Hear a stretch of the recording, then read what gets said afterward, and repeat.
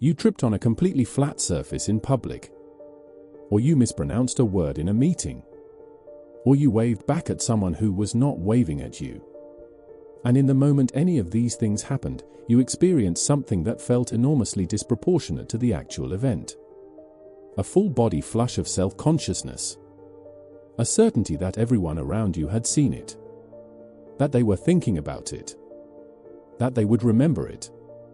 You probably still think about some of these moments. A memory surfaces and produces a physical reaction of embarrassment even years after the fact. You cringe. Your stomach tightens. And then you think about the people who were there and what they must have thought. Here is what the research tells you. They do not remember. Most of them were not even looking. And the ones who briefly glanced registered almost nothing because their brains were entirely occupied with their own version of your stumble. Their own mispronunciation. Their own misread wave. The spotlight you felt blazing down on you in that moment was not pointed at you from the room. It was generated entirely inside your own skull. And it is one of the most universal and most thoroughly documented cognitive biases in all of social psychology. It has a name. It has been measured. And understanding it is going to change the way you walk into every room for the rest of your life. In the year 2000, Thomas Gilovich, Victoria Medvec, and Kenneth Savitsky at Cornell University published what became one of the most cited studies in social psychology. They wanted to measure how accurately people assess the degree to which others notice them. So they designed an experiment that was, by the standards of academic research, almost beautifully simple. They asked participants to put on a t-shirt featuring a large photograph of Barry Manilow, an artist chosen specifically because his image was considered mildly embarrassing for a college student to be wearing, and walk into a room full of other students who were already seated and working. The participant then left. And both the participant and the people in the room were asked the same question. How many people in that room do you think noticed the t-shirt? The participants who had worn the shirt consistently estimated that approximately 50% of the people in the room had noticed it and registered the specific image. The actual number was closer to 25%. The people wearing the shirt had overestimated how much attention they received by a factor of roughly 2.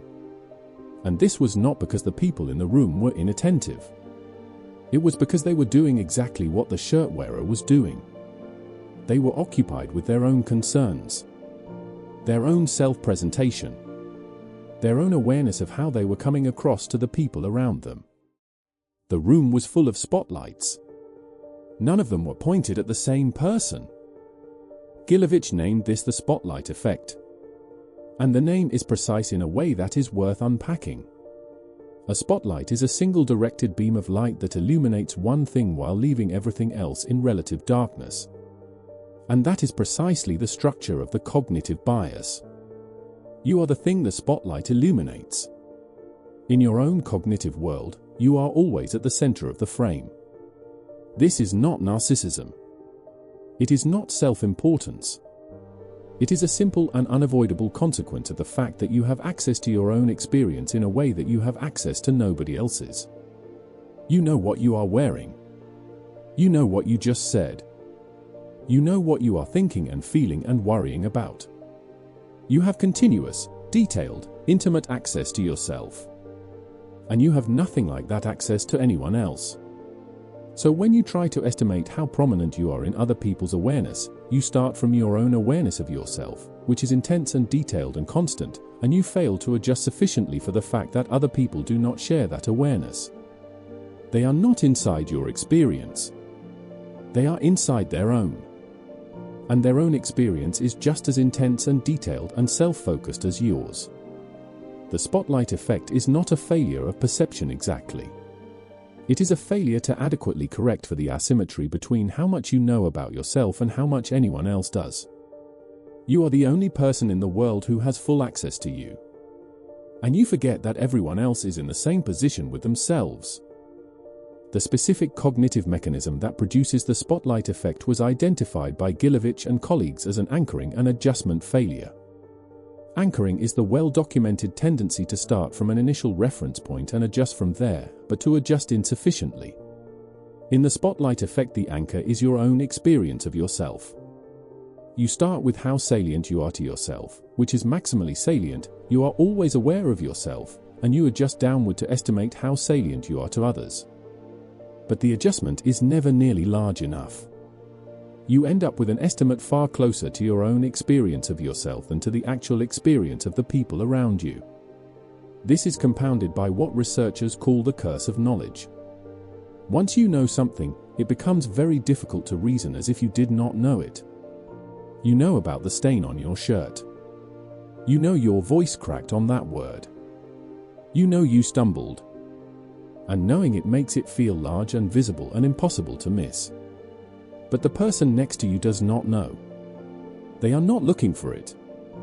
And even if they briefly registered something, they have their own interior weather to attend to, and your stain was a minor blip in a stream of information their brain was already deciding to mostly discard. The anchor was set by your own self-knowledge. And no amount of rational reasoning is sufficient to fully correct for it in the moment. You know too much about yourself to see yourself the way anyone else does. The spotlight effect has a closely related phenomenon called the illusion of transparency, also documented by Gilovich and colleagues.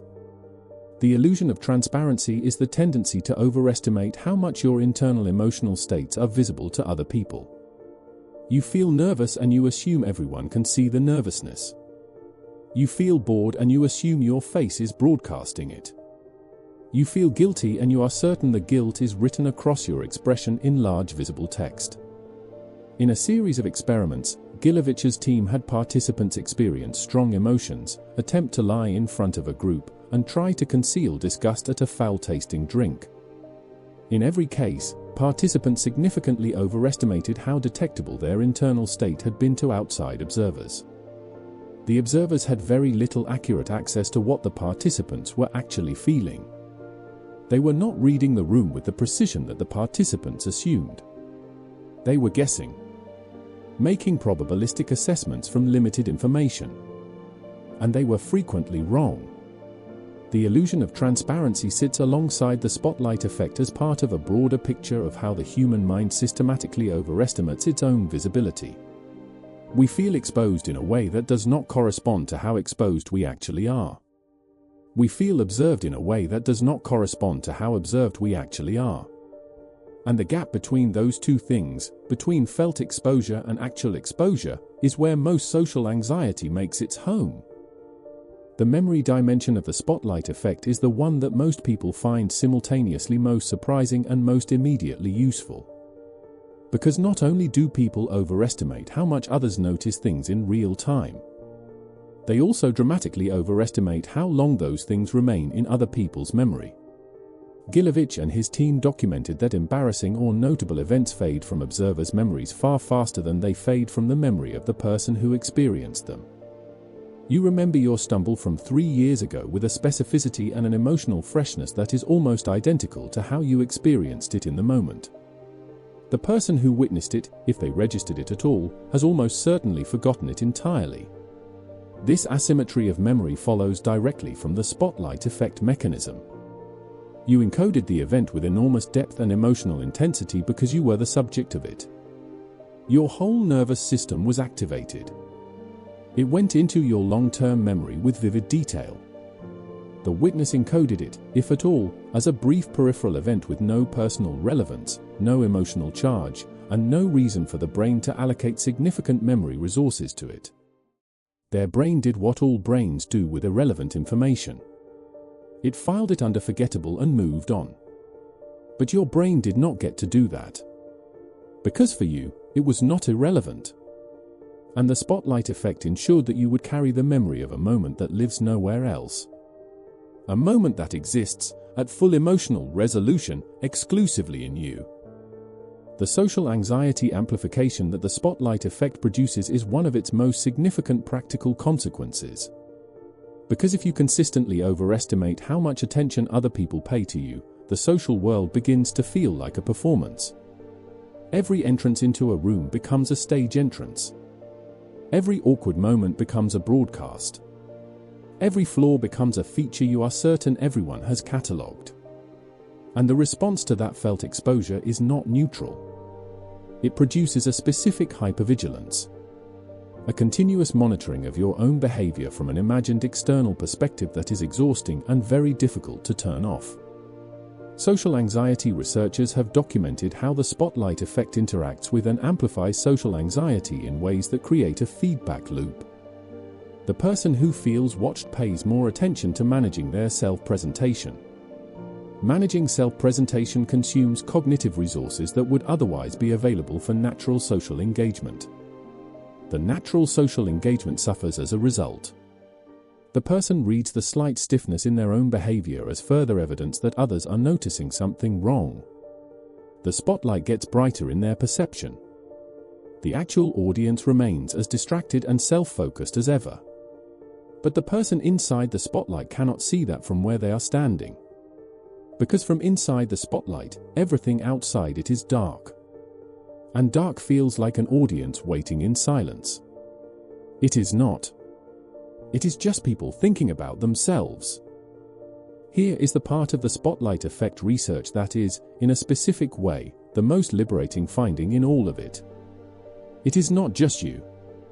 Everyone in the room is experiencing their own version of this simultaneously.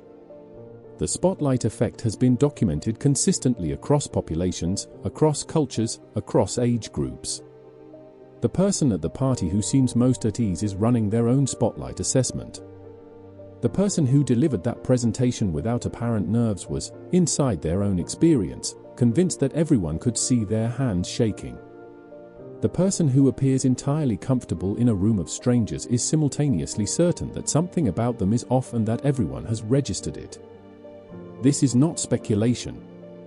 This is what the research documents. The social world is not an audience watching a series of performers. It is a collection of performers, each of whom believes, to varying degrees, that they are the one being watched. And each of them is wrong in exactly the same direction. Each of them overestimates their centrality in the awareness of the people around them. Each of them is simultaneously the subject of a spotlight they are projecting and the oblivious audience member in someone else's spotlight projection.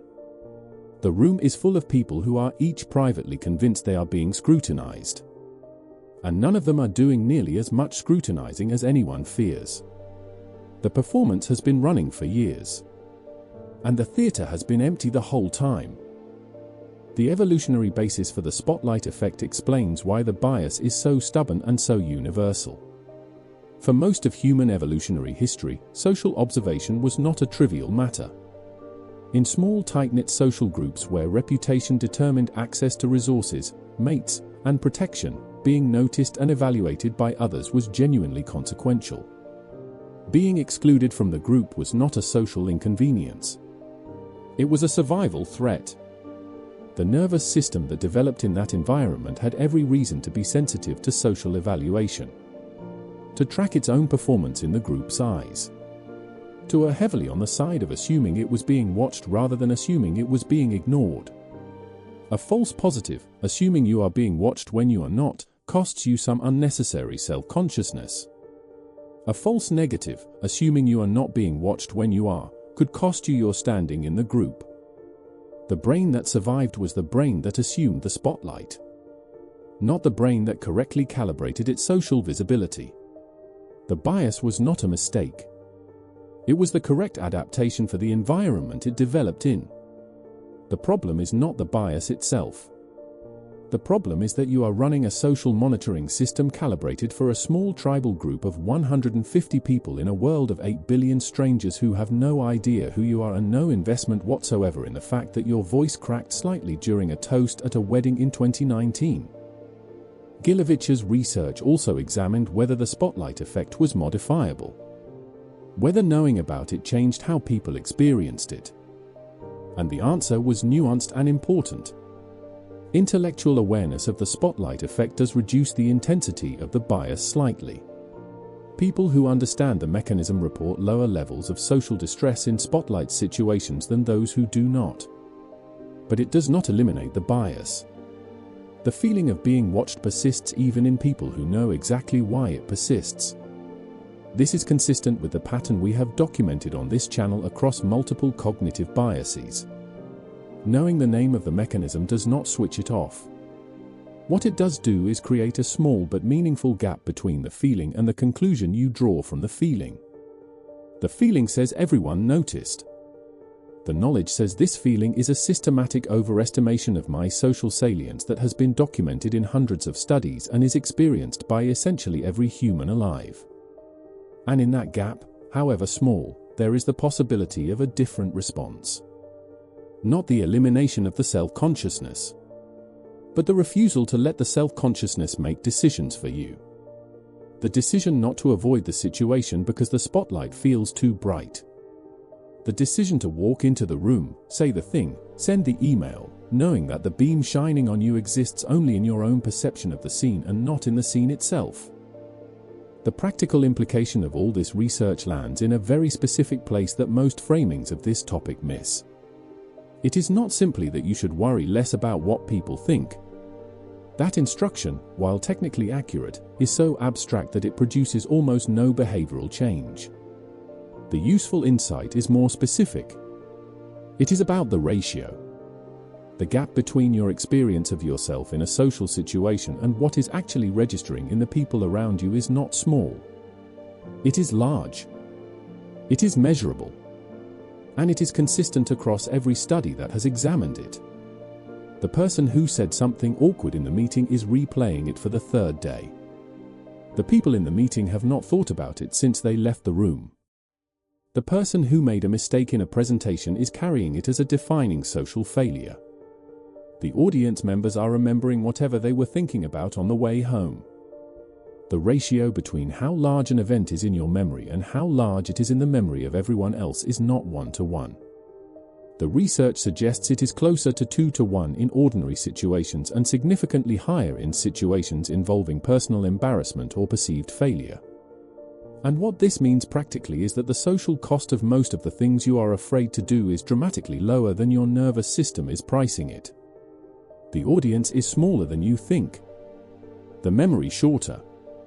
The judgment less harsh. And most of the time, the spotlight was never pointed at you at all. What the spotlight effect ultimately reveals is something about the structure of human consciousness that is both humbling and genuinely freeing if you let it be. Every person alive is the protagonist of their own experience. Not metaphorically. Literally. You have access to one consciousness and it is yours. You are always at the center of your own perceptual field. And the cognitive architecture that produces the spotlight effect, the tendency to assume that your centrality in your own experience is matched by a corresponding centrality in the experience of others, is simply the system doing what it was built to do. It is not a flaw. It is a feature that misfires in a specific and measurable direction when applied to the question of social visibility. The gift that understanding this gives you is not immunity from self-consciousness. It is perspective on the self-consciousness. The recognition that the elaborate social performance you have been staging in your own head, the one where every stumble is witnessed and every flaw is catalogued and every awkward moment lives forever in the minds of the people who were present for it, is a performance that has been running in an empty theater. The audience left a long time ago. They were thinking about their own performance. Their own stumbles. Their own stained shirts. Their own voice cracks. Their own versions of the moment you cannot stop replaying. This has been the echo principle.